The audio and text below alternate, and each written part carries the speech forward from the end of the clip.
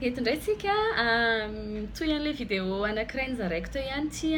mikasika ny lafy telo ny maha olombelona ny 3 dimension an'ny mahatsikatsika. Dia raha ohatra ka mbola tsy hitanao ilay vidéo voalohany dia verena kely amin'ilay vidéo voalohany hoe resaka sakafo dia fizarana voalohany dia amin'izay afaka mitohy tsara ianao zany. Dia ampitsahifo kely ilay andin-tsoratra masina izay vao nizaraiko milaza hoe ary Andriamanitra ny fiadanana ny masina anareo samy tanteraka ary aoka ho arovana avokoa ny fanahinareo sy ny ainareo ary ny tenanareo ho tanteraka ka tsy hanatsiny amin'ny fiavian'i Jesosy Kristy tompontsika. Dia nanao ilay vidéo teo maimaika fa tiako hoe ho ampiana an'ity anankiray ity mba ahafahantsika hoe ho afa-po amin'ilay zavatra zaraiko. Dia amin'izay koa tena hoe feno tsara ilay fahalalantsika. Mety hoe tsy tena ho feno satria fohy foana ilay izy fa tiako ianao hoe raha ohatra ka manana fahafahana ianao dia ohatrany hoe mitady an'izany ao anatin'ny ten'Andriamanitra, mandinika ny ten'Andriamanitra satria ao anatin'ny ten'Andriamanitra no misy ny harena rehetra. Dia tena mampirisika anao ary hoe tokony hanao an'izay ianao na vitanao ary ity vidéo ity dia ataovy izay. Dia fanamarihana kely sy fampiatsahivana hoe ny olombelona mizara lafy anankitelo efa lazaidiko tanatin'ilay vidéo teo aloha ilay izy hoe aina, ny vatana, ny fanahy. Dia ao anatin'izay raha ny tena marina ary ny mahaenao anao sy ny mahazahana dia ny fanahiko ny mahazahana. Raha ohatra ka alaina rasarana zany izy telo dia raha antany hoe iza ny tena za dia ilay fanahiko. Fomba fitenin'ny olona anazy moa hoe za fanahy manana aina fa mipetraka ao anaty vatana, zany hoe ty vatantsika ity zany dia fitoerana fotsiny ohatrany hoe trano dia mipetraka ao anatin'ilay vatana zany ilay tena mazahana azy ny fanahiko zany. Dia ao anaty mitovy amin'izay koa ilay hoe Jesosy Kristy raha tena velabelarina tsy tena hiditra lala amin'izay fa ohatra fotsiny ilay hoe Jesosy Kristy be dia be ny Jesosy tao anatin'ny baiboly ohatrany hoe Sois zao satria mitovy ihany ilay izy amin'ny teny hebreo dia samy Jesosy ny anarany, misy Jesosy hafa koa ankoatran'i Jesosy fa Jesosy Kristy ilay voaositra dia izy rery ny ohatran'izay dia Kristy ilay tao anatin'ilay vatana fa ilay vatana iny Jesosy. Tsy haiko na azonao tiako tenenina dia raha mbola tsy azo dia anao vidéo iray momba an'izay manaraka fa ohatra izay ilay tena Priscilla zany ilay mipetraka ato anatiko fa tsy vatany ity ohatrany hoe fonony fotsiny enveloppe raha ohatra ka tenenina amin'ny teny frantsay. Dia izay fotsiny tiako hazavaina hoe dia ilay tena manan-danja zany hoe ny fanahy tokony mitondra ny fiainan'olombelona. Tamin'ilay vidéo anankiray nazava hoe izay mentsika vahana amin'ireo lafy anankitelo ireo no tena manan-danja indrindra. Dia tia melabelatra kely momba an'izay satria hitako hoe nataoko fo kely ilay vidéo anankiray dia nefa mety hoe tsy mazava, mety hoe misy manontanytsika tsy hoe tsy te manontaniana fa tiako hoe hazava kokoa dia hisintona ny saintsika mba ho tonga saintsika hoe rehefa vita ity vidéo ity dia ho tonga saintsika hoe inona daholo moa zany zavatra fahanako ny vatako, fahanako ny tenako zany, inona ny fahanako ny aiko, inona ny fahanako ny fanahiko. Dia ao anatin'izay ny vatana ohatra zao hoe miresaka tsika raha ny sakafo tiantsika ohatrany hoe akososy ravitoto ve, mihinana ronono, misotro ronono tsika, mihinana vitamine tsika amin'ny alalan'ny voankazo, misotro rano tsika, ohatran'izany misy karazana sakafo dia araka ny teneniko hoe ny kalitao an'ireo sakafo ireo no miantoka ny hoe salama tsara ve ny vatanao, matanjaka tsara ve ny vatanao sy ohatran'izany. Dia misy karazana sakafo manome hery, misy karazana sakafo mampangeza, ohatrany hoe raha misotro ronono foana zao ianao dia mangeza fa raha ohatra hoe mihinam-bary ianao na mihinana zavatra hafa dia mampatanjaka izay. Dia ao anatin'izay mila tena hoe sady hohaninao zany izy roa mba hampatonga anao mangeza, na hoe zazakely zao rehefa mbola kely izy dia omena ronono dia mitombo izy dia avy eo izy mena zavatra mampatanjaka. Tsy haiko raha azonao ny tiako tenenina, mino aho fa azonao. Dia raha ho an'ny aina indray dia ny ao anatin'ny aina moa tsy tena nazavaiko tsara tamin'ilay vidéo iray koa fa eto izy zany ho hazavaiko tsara hoe ny ao anatin'ny aina misy ny saintsika dia zany ao anatin'ny saina zany misy ny intelligence ozintsika, zany hoe ny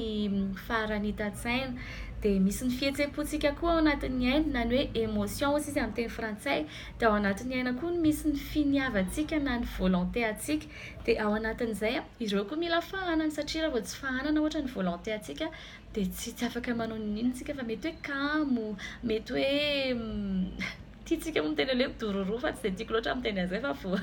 mandalo ato anatin'ny saiko ilay izy fa fa hoe lasa ohatran'izay zany tsika raha ohatra ka hoe tsy fahanantsika momba ny aintsika dia raha ohatra tsika ka tsy mianatra mihitsy tsy voafana ny intelligence antsika dia lasa olona tsy mahay tsika tsy marani-tsaina dia nefany ireo izy tsika hoe samy manandanja ireo anankitelo ireo fa tsy hoe samy manandanja ny aina ny vatana ny fanahy fa tsy hoe ny sasany avela fotsiny amin'izao dia ao anatin'izay koa ny fihetsem-pontsika raha ohatra ka hoe fihetsem-po ratsy foana no fahanantsika dia lasa ino mitondra antsika misy olona zao hitanareo ohatrany hoe mandeha amin'ny fahatezerana izy hoe voakitiana kely izy dia tezitra vao atao kely ohatran'izao dia ino mitondra anazy dia ny zavatra rehetra ataony amin'ny fiainany ny fihetsem-pony daholo mitondra anazy dia dikan'izay zao ny ain'ilay olona ny tena voafahana be indrindra raha iverena kely resaka vatana teo zao na ny tena ohatra hoe sakafo foana ny ataonao mameno ohatra hoe tia misakafo tsy ratsy ho ny sakafo fa ohatrany hoe raha oharina zany amin'ny fisakafoanany lafy anankiroa hafa ka hoe ny vatana foana no omenao sakafo dia lasa hoe zay tia ny vatanao foana ny ataonao misy fotoana zao misy olona hoe andaonao alim-bavaka dia tsy maharitra satria efa zatra apatoriny foana ny vatany dia lasa te atory izy dia tsy maharitra ny vatany misy teny koa amin'ny baiboly miteny hoe ny kibon'ny olona nataony Andriamanina zany hoe ny vatany foana nataony misakafo dia lasa Andriamanina ny kibony dia ohatran'izay ilay izy mety efa manomboka takatra angamba ilay izy amin'izao fotoana izao dia ao anatin'ny ny aina koa no misy ny ao anatin'ny rahantsika no misy ny aintsika zany hoe ny rahantsika io raha ohatra ka fantatritsika raha misy mahafantatra ny fomba fiasan'ny roplanina misy an'ilay atao hoe boîte noire zay ny roplanina zany fa io boîte noire io moa zany orange ny lokony zany hoe mavoadala zany amin'ny teny gasy mavoadala ny lokon'izy io dia ao anatiny io ao daholy ny information rehetrarehetra na hoe ny momba rehetrarehetra nyny roplanina iny hoe na nakarito ny janonadiny zao nasiana lasantsy ohatran'izao dia ny ao anatin'ny aina zany tena manandanja be satria iny no mitondra ny mahainao anao dia iny no miampita koa rehefa amin'ny taranaka mifandimby dia ny raha no mitondra misy donné hoentin'iny raha iny zany misy information hoentin'iny raha iny dia izay ataon'ny olona any aloha hoentin'ny olona any ariana rehefa avy eo dia mahatonga anazy hoe ohatrany ahoana ny toetra n'ilay olona rehefa avy eo karazana sakafo ny aina indray misy ny mozika efa nilazaiko hoe misy ny mozika tsara ho an'ny aina dia eto koa tiana marika hoe tsy rehefa mozika amin'ny tenin Jesosy dia tsara daholo dia be dia be mantsy ny olona manontany dia hitako hoe tsy tokony mipetraka akory ilay fanontaniana hoe ny zanak'Andriamanitra ve tokony hiaino hira tsy mankalaza an'Andriamanitra dia tena hitako hoe tsy valika an'ilay izy fa nefa hitako hoe tsy tokony mipetraka ao satria raha ohatra arakaraka zavatra ho anao dia lasa ohatry ny iny ianao dia nefa ianao raha ao anatin'ny fanjakan'Andriamanitra dia alaivo sara-tsaina hoe Andriamanitra ve dia hirahira mampalailo anazy na matezitra anazy na mahasorena anazy na hoe hira manoratra zavatra ratsy ao anatin'ny ainao dia ilay niteneniko teo misy ny hira ny tenin Jesosy na miteny milaza hoe kristiana ilay hira nefany tsy miorina amin'ny tenin'Andriamanitra tsisy fahamarinan'Andriamanitra ao anatin'ilay izy dia ao anatin'izay tsy mankatohan'Andriamanitra ihany zany ilay hira dia na tsika ary zany mila mifidy hoe ohatry ny ahoana mitononkira ny hira izay iraintsika olona ohatry ny ahoana ny inspiration satria ny olona mitondra ny aingam-panahy dia ino makany aminao manoratra zavatra any aminao izy dia nitoetra n'iny olona izay namorona an'iny koa lasa manoratra ao anatin'ny ainao dia manoratra toetra ao anatinao satria ao anatin'ny ranao misy toetra dia ohatran'izay ilay izy dia mila mitandrina be zany tsika ny amin'ny zavatra hainotsika na za manokana zao rehefa mandeha taxi be dia mitondra écouteur dia mihaino zavatra hoe izay mety amin'ny haiko sy mety amin'ny fanahiko noho izay hoe manaiky fotsiny mihaino an'izay zavatra anatin'ny taxi be misy fotoana ianao tena hoe tsy manan-tsafidy fa manaraka indray tsika amin'ny resaka ohatry ny ahoana indray natao raha ohatra ka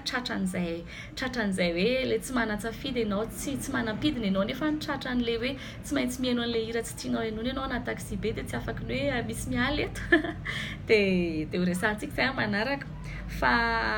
iresaka momba ny fanahy amin'izay ary dia ao anatin'ny fanahy niteneniko hoe ny tenin'Andriamanitra no sakafon'ny fanahintsika dia ny fankatoavantsika n'Andriamanitra no ohatrany hoe kotrana na hoe exercice ny fanahintsika satria ohatrany hoe vatantsika rehefa mila manao sport dia mila manao fanatanjahantena dia ohatrany hoe rehefa ny fanahintsika koa mila manatanjaka ny tenany dia ny fankatoavantsika an'Andriamanitra ny tena mampitombo antsika. Azo atao zany mahafantatra tenin'Andriamanitra be dia be, fa raha ohatra ka tsy mankatoantsika dia tsisy dikany izy fa lasa tena tsy mampitombo antsika, tsy mampatanjaka antsika ilay izy. Dia ny tenin'Andriamanitra moa misy karazany telo, mety efa fantatritsika ihany misy an'ilay hoe graphe, misy ny logos, misy ny rema. Dia ireo samy sakafon'ny fanahy daholo. Dia arakaraka ny sakafo no ny fahasalamantsika. Ny graphe ilay teny voasoratra, ilay teny voasoratra ao anatin'ilay boky zany, ilay soratra io mihitsy zany. Dia ny graphe iny nefany tsy misy aina iny raha tsy hohaninao dia rehefa tonga nofo ao anatinao izy dia izay izy lasa logos, hoe lasa nofo ao anatinao izy, le teny tonga nofo, le teny le ahoana moa zany substance mihitsiny zany. Dia lasa le rema indray izy rehefa tonga fanambarana ao anatinao, ohatra hoe amin'ny tenin'Andriamanitra izay nivakianao iny dia lasa misy miteraka finoana any anatinao, dia izay izy le rema. Dia tsy ho hitariko lavabe zay satria efa 10 minitra zay le vidéo ato fa fohy kely ihany no eritreretiko atao, fa ny tiako hampaherezana anareo dia safidio tsara, dia mahaiza aza manay kokoa hoe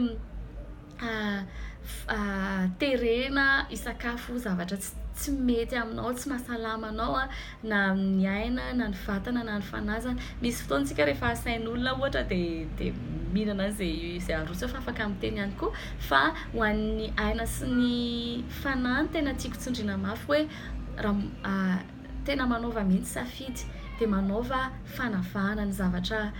efa zatra hohaninao sy fahananao ny tenanao. Jereo tsara, raha ohatra ka mijery film ianao dia misy sotoavy nampitain'ireny film ireny, ohatra zao hoe ny film zao amin'izao fotoana izao misy hoe manaiky izy hoe afaka manao firaisana ara-nofo ny olona alohan'ny fanambadiana na hoe ivelan'ny fanambadiana, nefa tsy izany mihitsy ny tenen'ny tenin'Andriamanitra. Fa rehefa mijery ireny film ireny tsika dia manoratra an'izany any anatintsika ilay izy dia mitandremy tsara. Za tsy miteny hoe aza mijery film ohatrana, fa misafidy hoe film ohatran'izao anjereko, film kristiana anjereko sy ohatran'izany, fa ianao afaka mametraka ny safidy ianao izay mahasoa anao. Dia ianao zany tompon'andraikitra ny amin'ny fiainanao, dia tsy ny olona ny tompon'andraikitra, dia tsy afaka hiteny ianao hoe satria za mipetraka amin'ny trano ohatr'izao dia ny olona mijery dia mijery eo koa, fa mila tompon'andraikitra ianao ny amin'ny tenanao, satria ny mandrakizay anao ny lalovina amin'izao fotoana izao, fa tsy dia raha mandrakizay anao tsy afaka hiteny ianao hoe ihany ny diso fa tsy za, fa ianao tompon'andraikitra mandrakizay anao, tompon'andraikitra ianao amin'ny fanahinao, tompon'andraikitra ianao amin'ny ainao. Dia izay fotsiny tiako hampaherezana antsika rehetrarehetra, dia mino hoe afaka mandray fanapahan-kevitra ianao, tsy soratana zavatra tsisy dikany ianao, satria ianao tsy fitoram-pako ianao dia asian'ny olona an'izay tiany. Ohatra misy olona miteny ratsy manodidina anao dia manoratra any aminao zany, misy olona mifosa manodidina anao dia manoratra any aminao, dia afaka misafidy ianao raha misy olona mifosa teneny hoe tena tsy afaka ny hainao an'izany, na hoe andaontsika hiresaka zavatra hafa, na hoe tena azafady fa andao raha ohatra ianao ka tsy niresaka tamin'ilay olona dia resao izy. Efa nanao vidéo moa za momba ny resaka fifosana, raha mahaliana anao zay dia jereo fa misy resaka hoe resaka teny. Dia izay fotsiny tiako teneny hoe ny zavatra ianoantsika rehetrarehetra mahatonga finoana tsy finoana antsika, satria ny finoana dia avy amin'izay renesina, tonga ao anatin'ny sofina dia makaty anatin'ny fo, dia ao anatin'ny fo niteraka ilay finoana. Dia mila mitandrina tsika dia fantatra hoe raha tapa-kevitra ianao te handeha amin'ny lalana marina, dia Andriamanitra hanampy ianao. Mety misy zavatra fohy betsaka ao anatin'ilay izy fa nefa ho hitanao, zako tena afaka miteny ianao hoe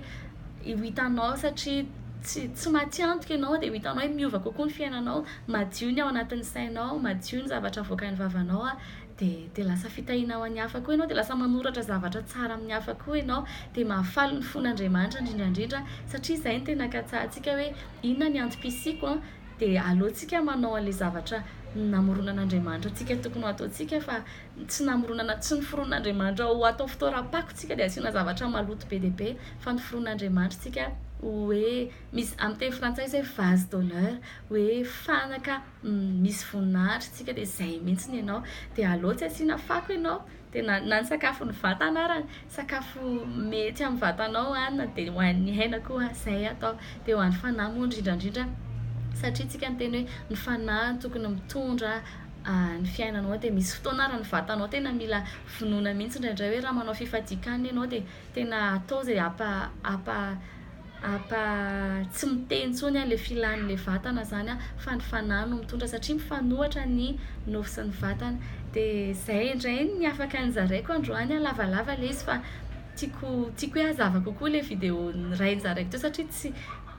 nahazo antoka hoe tena mazava aminao le izy fa nefa ny afaka mifampiresaka foana koa tsika na dia zany aza. Dia tahiny tompo ianao a, dia amin'ny manaraka indray a miresaka lohahevitra hafa. Dia raha misy zavatra mahaliana anao koa dia afaka mifanoratra foana tsika na Facebook na any amin'ny commentaire. Dia afaka manao abonnement koa ianao hoe isaky ny misy vidéo mivoaka vaovao a dia mahazo email aka ianao a, mahazo hafatra zany ianao hoe misy vidéo vaovao. Dia tahiny tompo a, dia samy tompon'andraikitra amin'ny sakafo izay hohaniny tsirairay.